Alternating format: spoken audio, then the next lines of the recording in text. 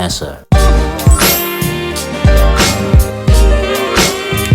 Hi everyone, welcome back to my YouTube channel. If you're new to this channel, my name is Vanessa and today I have another special guest. Can you introduce yourself? What's your name? Capchuan Sandra.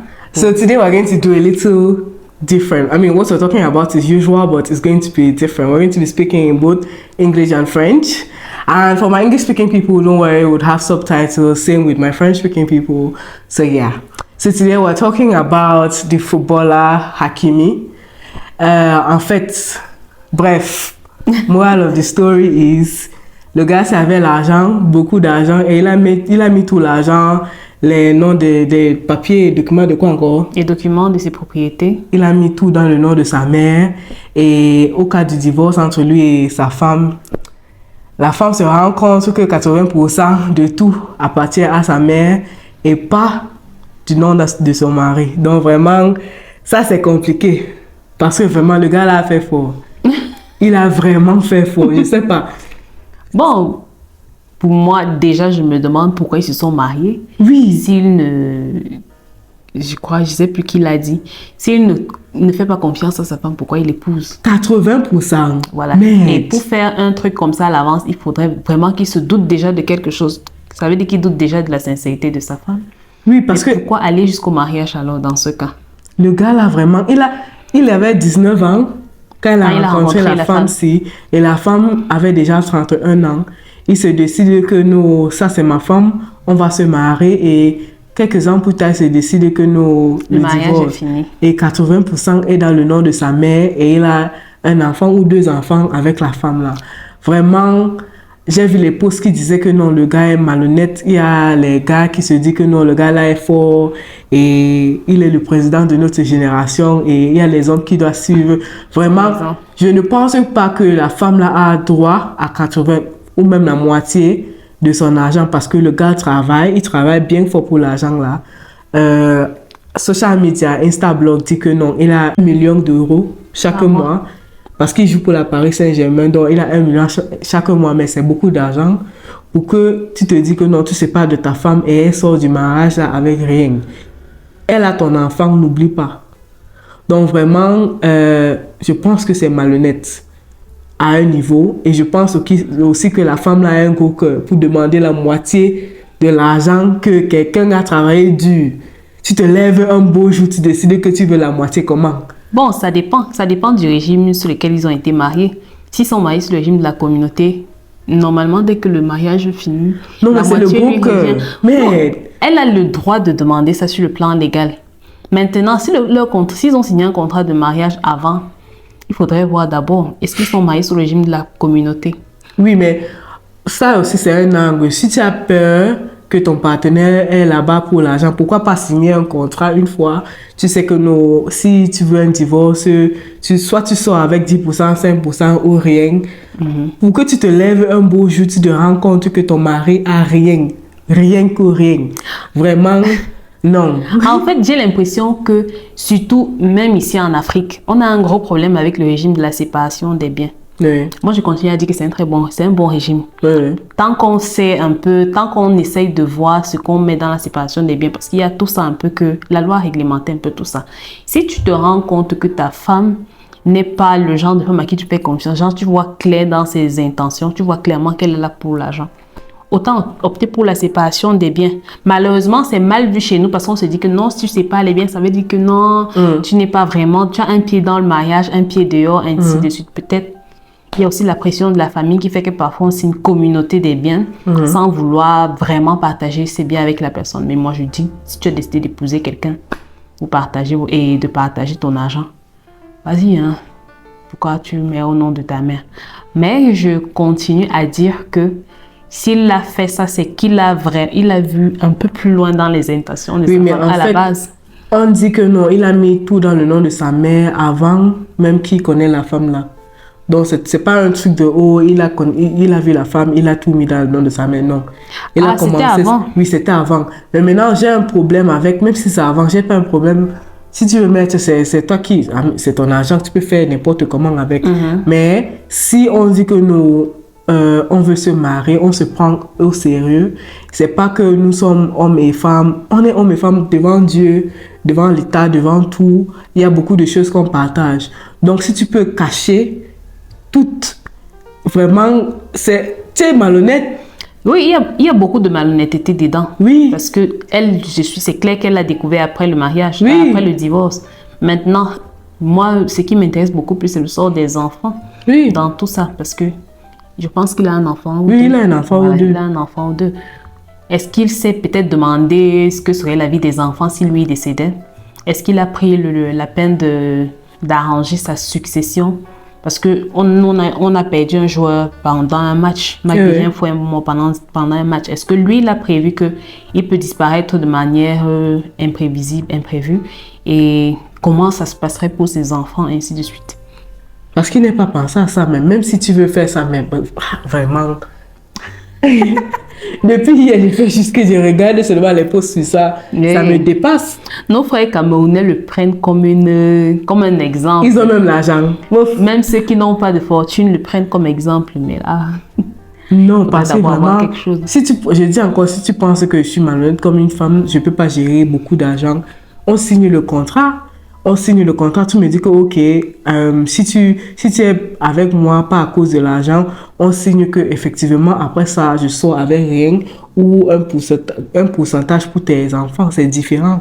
Mais je suis entrée dans le mariage là en sachant que tu avais l'argent, en sachant que tu avais les maisons, les voitures et tout, et au final ça se termine avec rien. Et on regarde ça. Et aussi, j'ai lu quelque part qu'il a été accusé de... Comment on appelle ça? Rape. Viol? Oui. Qu'il a violé quelqu'un. Entre parenthèses. Donc, il y a beaucoup d'angles que dans le mariage, on n'est pas là à la maison avec eux. Donc, on ne sait pas ce qu'elle a pu subir dans le mariage là. Donc, je ne dis pas qu'elle n'a pas le droit de demander l'argent, mais à même 50% est trop. Parce qu'elle n'a pas travaillé pour l'argent là. 50% vraiment, c'est un haut niveau. Si elle me dit que non, elle est en train de souffrir jusqu'au début, jusqu'à la fin, c'est un peu différent. Mais 50% vraiment, elle a un peu exagéré. Mais on ne sait pas, on est là en train de dire que non, il a fait fort, il est le président, elle est tout et tout, mais on ne sait pas ce que elle a fait. Oui, ce qu'elle a subi dans le mariage là, on ne regarde même pas le côté là. Et si elle était ma soeur, vraiment, j'aurais mal pour elle. Que tu sors vraiment avec rien. Si tu es ma soeur, je sais que non, même dans le mariage, là, soit il me tapait, soit il violait les gens, soit il y avait des choses à la maison qui se passaient et je disais rien. Et au final, je sors avec rien, ni pour moi, ni pour mes enfants. Ça va me faire mal. Surtout que le monsieur, le footballeur, il est arabe, c'est ça? Oui. Quand on sait que déjà la plupart des Arabes vraiment coutume là, ils n'aiment pas que leurs femmes travaillent. La plupart préfèrent que leurs femmes soient des femmes au foyer. Oui. Voilà, si elle a investi 6 ans de sa vie dans une relation et qu'elle en sorte peut-être même plus bas que quand elle y est entrée, c'est injuste. Pour moi, c'est injuste. Parce que si elle n'a pas de travail et que son travail, c'était s'occuper de sa maison, s'occuper de lui, s'occuper de ses enfants, elle a droit à un salaire pour ça. Oui, oui. Une indemnité compensatrice pour son investissement dans le foyer. Parce que c'est une contribution au foyer qui n'est pas quantifiable en termes d'argent. Effectivement. Mais s'il y avait une femme de ménage qui faisait ça, la femme de ménage aurait été payée. Oui. S'il y avait un cuisinier ou un ceci, ces personnes-là auraient été payées. Donc, au moins pour le travail qu'elle a fait dans cette maison, elle méritait quelque chose. Elle ne devait pas partir de ce mariage les mains vides. Non, vraiment, j'espère que de bonne foi, il va prendre soin de son enfant et de la femme là. Même si ce n'est pas un petit truc qu'il envoie l'argent chaque mois à la maison pour la femme et pour l'enfant. Oui, s'il a les mineurs, ils sont obligés. De bonne foi qui fait ça. Il peut dire que non, il envoie l'argent seulement pour l'enfant, mais vraiment, un enfant demande beaucoup. L'argent qu'il peut envoyer, ça ne couvre pas tout. La femme a aussi droit à quelque chose. Oui. Donc, on sait qu'elle est sortie du mariage là avec rien, mais vraiment, s'il a le cœur propre, il faut qu'il donne quelque chose à la femme pour commencer sa vie. S'il n'y avait pas le travail, même pour commencer un petit business, pour commencer une carrière ou quelque chose, vraiment, c'est le moins qui peut se faire. Surtout s'il, en épousant cette femme, il a vraiment aimé cette femme. Oui, oui. Tu ne peux pas aimer quelqu'un et aujourd'hui tu la laisses tomber comme si, je veux dire, sans rien. Non. Mais aussi, la femme est plus âgée, mais 12 ans, mon frère. La femme est... Elle a... son aînée. Je n'arrive pas encore à comprendre. 12 ans. Elle a 12 ans sur l'homme là. Mais... Mais... Elle a choisi. Elle a choisi son petit frère. Et... Elle demande l'argent à son petit frère. Maman, elle n'a pas honte. Mais est-ce qu'on s'est même demandé ce que la femme l'a fait dans la vie? C'est ça encore. Non, on dit qu'elle est actrice. Elle est actrice, ça veut dire qu'elle peut se prendre en charge. Mais avec les Arabes encore, quand tu es actrice, vraiment, avant de te marier, je ne sais pas si tu es actrice dans le mariage là. Donc vraiment, il y a beaucoup de je ne sais pas. Je ne peux pas dire qu'elle travaillait comme actrice quand elle était mariée. Ça aussi, je ne sais pas. Mais elle a forcément un peu d'argent quelque part, mais pas l'argent comme son mari. Et oui. Et il y a un aspect qu'on ne néglige. Je pense que derrière un grand homme se cache une grande femme. Oui. S'il est aussi successful, ça en français. S'il est aussi successful, c'est parce qu'il a la paix qu'il lui faut à la maison. Oui. Il a la femme, il a l'amour qu'il lui faut pour s'épanouir. Il a ses enfants, il a tout ce qu'il faut en fait pour être successful. Et on ne peut pas dire qu'elle a rien contribué sur le plan de... Donc au moins pour ça, oui. Voilà, elle méritait de manger le fruit de ses efforts. Non, frère, dans les 1 million là, qui laisse quelque chose pour la femme là? 1 million, c'est pas moi. 1 million d'euros? Pas moi. Merde. Et en un an, il a combien? Et c'est pas les endorsements, c'est même pas les choses à décoter là, non. C'est juste pour l'argent que ton salaire brut, genre, c'est que tu as garanti. Maintenant, il n'y a pas les primes, il n'y a pas les primes dedans. Il n'y a rien dedans. Il n'y a pas les, je ne sais pas si les joueurs ont les avantages de service ou bien les, je ne sais pas comment. Oui, ils ont forcément. Par match, il y a les primes. Oui. Voilà, donc 1 million par mois, c'est son salaire. Mon frère, qu'il enlève quelque chose, qu'il ne soit pas chichia. Qu'il enlève quelque chose, il donne à la femme là. C'est qu'il doit vous dire que tout est au nom de sa mère. Il est maître de quelque chose. C'est-à-dire qu'il y a un moment forcément où il prend un chèque et il dépose. Oui. Il y a un moment où il retire l'argent pour faire quelque chose pour lui. C'est pas sa mère qui lui donne l'argent. Ça veut dire que s'il veut donner. Et c'est à cause de ça que dans la vidéo que j'ai fait avec les autres, avec mes soeurs, j'ai dit quelque chose. J'ai dit que non, si tu es avec un gars qui est riche, toi, ici, il faut garder les choses dans ton nom. Oui. Ne passe pas ton temps à acheter les sacs. Tu achètes les bagues, tu achètes des choses un peu flashy. Après, tu peux rien faire avec. Sauf si, parce que je connais des gens, par exemple, qui utilisent les accessoires pour garder l'argent. Oui. Donc ça, tu ne te rends pas compte qu'elle est en train de faire d'épargner quelque chose. C'est une ruse. Si tu veux acheter l'or, tu achètes les bijoux, les diamants. Oui, ça c'est bon. Mais les autres là que tu passes le temps à acheter les iPhone 14 Pro Max, voilà, tu achètes les sacs vraiment. Les habits, les trucs. Effectivement, tu vas bien pleurer parce que tu n'auras rien de rien. Oui, parce que même si tu dépends à 100% d'un homme financièrement, il faut assurer tes arrières toujours. Voilà, et c'est à cause de ça qu'il faut avoir l'argent. Dans la vie, même si tu es un homme riche, il faut avoir quelque chose à part qui te donne un peu d'argent. Parce que maintenant, si j'étais la femme là, si j'avais rien vraiment, je rentre à la maison, je pleure seulement.